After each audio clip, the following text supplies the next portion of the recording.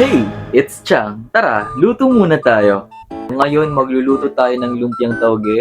Una, gigisa lang natin ang tauge gamit ang sibuyas at bawang. Hindi na ako naglagay ng karne kasi gusto ko ngayon gulay lang talaga. Tinimplahan ko lang to ng toyo, paminta at liquid seasoning tapos igisa lang natin hanggang maluto.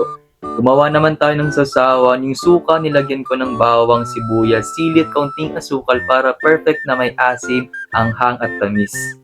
After no, nagprito na ako ng lumpia. Hindi ko na pinakita kung paano magbalot ng tauge kasi hindi naman ako ang nag-wrap nito. Hindi talaga ako marunong. Sinubukan ko pang gumawa pero ang pangit talaga ng kinalabasan. Eto na nga, pati pagprito ko medyo sablay, sunog na naman. Excited na kasi akong kumain kaya ayan, napaso pa ako. Pero sulit naman, ang sarap ng lumpia lalo na kapag sinawsaw sa suka.